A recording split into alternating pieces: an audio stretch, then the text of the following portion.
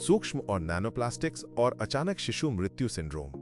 चूंकि नैनोप्लास्टिक्स किसी भी ऊतक में प्रवेश करके उसमें दीर्घकालिक सूजन पैदा कर सकता है,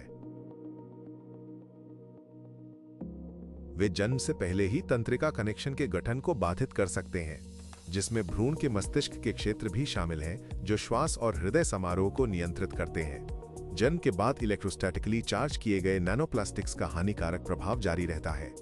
एक शिशु का तंत्रिका तंत्र अभी भी विकसित हो रहा है और अत्यधिक अस्थिर रहता है, इसलिए सिग्नल ट्रांसमिशन में मामूली गड़बड़ी से भी श्वसन या हृदय गति रुक सकती है। अचानक शिशु मृत्यु सिंड्रोम से मरने वाले शिशुओं में ये कार्य अक्सर क्षीण हो जाते हैं। इसके अलावा जब सूक्ष्म और नैनोप्लास्टिक माइटोकॉन्ड्रिया को नुकसान पहुंचाते हैं, तो प्रभावित कोशिकाएं कम ऊर्जा का उत्पादन करने लगती हैं। इस कमी की भरपाई के लिए वे माइटोकॉन्ड्रियल डीएनए की प्रतियों की संख्या बढ़ाते हैं और माइटोकॉन्ड्रिया की अपनी आबादी का विस्तार करते हैं।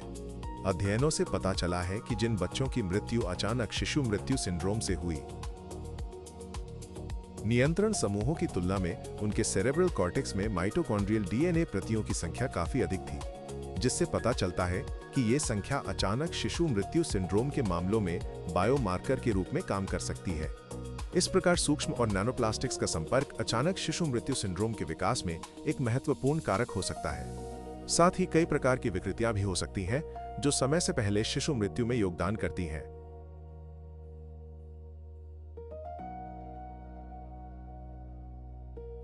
हम सूक्ष्म और नैनोप्लास्टिक के प्रभाव से खुद को और सबसे बुरी स्थिति में अपने बच्चों को बचाने में असमर्थ हैं, जबकि बीमारी और मृत्यु के वास्तविक कारणों की सटीक पहचान करने में सक्षम आधुनिक नैदानिक उपकरण अभी भी हर जगह उपलब्ध नहीं है। हम उच्च स्तर के विश्वास के साथ कह सकते हैं कि नैनोप्लास्टिक्स कई बीमारियों के विकास में योगदान देता है और उनकी प्रगति को तेज कर सकता है।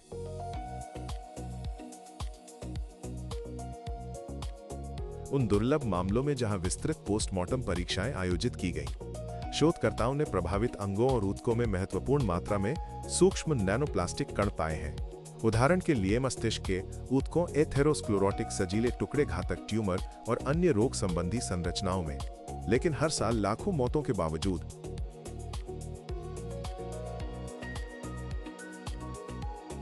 इन प्लास्टिक कणों की उपस्थिति की ऐसी जांच केवल पृथक मामलों में ही की जाती है। इसके दो मुख्य कारण हैं। सबसे पहले, कई प्रयोगशालाओं में सूक्ष्म और नैनोप्लास्टिक का विश्वसनीय रूप से पता लगाने के लिए आवश्यक उपकरणों की कमी है। दूसरा, डॉक्टर और शोधकर्ता शायद ही कभी इस संभावना पर विचार करते हैं कि ये कण संभावित रूप से रोग के विकास या परिणाम को प्रभावित कर सकते हैं।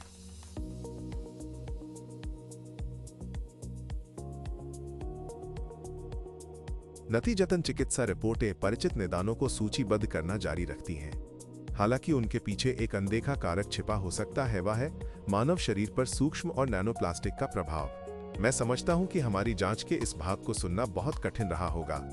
ये मेरे लिए भी था, मेरा विश्वास करो।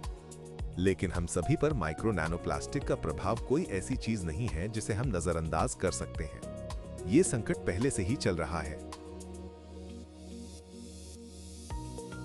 जिस पर इतने लंबे समय तक किसी का ध्यान नहीं गया, क्योंकि खतरा चुपचाप भीतर काम कर रहा है, रोज रोज। और मैं हर साल या हर महीने की नहीं बल्कि हर एक दिन की बात कर रहा हूं। हमारे आसपास सूक्ष्म और नैनोप्लास्टिक की मात्रा लगातार बढ़ती जा रही है। बड़ा प्लास्टिक कचरा लगातार छोटे कणों में टूटता रहता है और ये कण अंततः हमारे द्वारा खाए जाने वाले भोजन, पीने वाले पानी और सांस लेने वाली हवा के माध्यम से हमारे शरीर में प्रवेश करते हैं। इसका मतलब यह है कि हर भोजन, पानी के हर घूंट और हर सांस के साथ भारी मात्रा में नैनोप्लास्टिक हमारे शरीर में प्रवेश करते हैं और अपना विनाशकारी कार्य शुरू करते हैं। हमारी कोशिकाओं पर उनके हानिकारक प्रभाव उनकी सांद्रता के सीधे अनुपात में बढ़ते हैं। और यह एक वैज्ञानिक तथ्य है।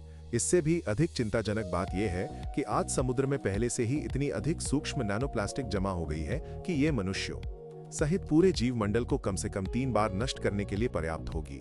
जब हम इतने बड़े खतरों के बारे में सुनते हैं, तो हमारी प्रवृत्ति उनसे दूर भागने की होती है।